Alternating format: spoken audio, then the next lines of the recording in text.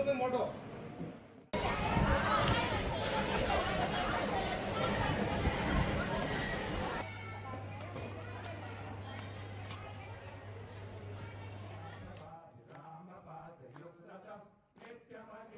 क्षेत्र काल भैरवनाथ देवस्थान आगडगाव हे अहमदनगर पासून 17 किलोमीटर पूर्वेला आहे. पूर्वेला काल भैरवनाथाचं मोठं मंदिर आहे. मंदिराची सुरुवात करत असताना फार मोठा इतिहास आहे, परंतु या इतिहासाबरोबर 2004 साली या ठिकाणी अन्नछत्राला सुरुवात झाली.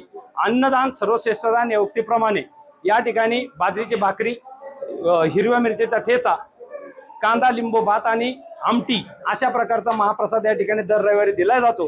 परंतु सिजनेबल किंवा काही महात्म्य असेल तर त्या महात्म्याच्या दृष्टीने एखादा वारानुसार सणानुसार यामध्ये थोडासा बदल केला जातो. आणि आज हा तो दिवस आहे की जो उन्हाळ्याच्या दिवसामध्ये आंब्याची आंबराई असते आणि आंबराईचाही आनंद किंवा लाभ भक्तांना मिळावा या उद्देशाने बरेच भक्त आपल्या घरातील आंबे किंवा आपल्या घरातले जे बाग आहेत त्या बागेमधून सुद्धा काही आंबे या ठिकाणी देऊ करतात.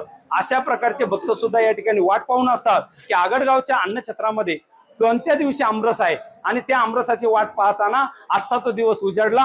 म्हणून याचं 1.5 महिन्यापासून आम्ही जे नियोजन केलं आमरस, हा आमरस कसा करायचा तर यासाठी मशीन आहे. त्या मशीन मध्ये आंबा टाकला की काही कोई आणि कातड वेगळं होतं आणि रस वेगळा होतो. अशा पद्धतीने जवळजवळ 2500 किलो आंबे या ठिकाणी आपण या ठिकाणी विकतही घेतले.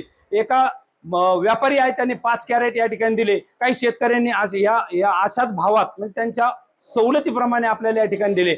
असा जवळजवळ 3000 किलो आंब्याचा रस या ठिकाणी आमरस म्हणून आज तयार केला गेला. आणि हा आमरस या ठिकाणी भक्तांना मिळावा. बनवताना मात्र यामध्ये केशर टाकलेला आहे, 600 लिटर दुधाचा वापर केलेला आहे आणि दूध आमरस अशा पद्धतीने हा जवळजवळ 9 पातेले आहेत म्हणजे 900 या ठिकाणी लिटर अशा प्रकारचा असेल. एकाही भक्तांनी किती प्रमाणामध्ये या ठिकाणी आम्र किंवा आमरस या ठिकाणी प्राशन केला किंवा लाभ घेतला तरी आपल्याकडे भरपूर त्याची सुविधा आहे. कारण आपण 15,000 भाविकांची सेवा सुरुवात या ठिकाणी लाभ घेतील अशा प्रकारची व्यवस्था या ठिकाणी केलेली आहे. महाराष्ट्रातील ताज्या बातम्यांसाठी बघत रहा टाइम्स टुडे टीव्ही. सोबतच शेअर करा, सबस्क्राईब करा आणि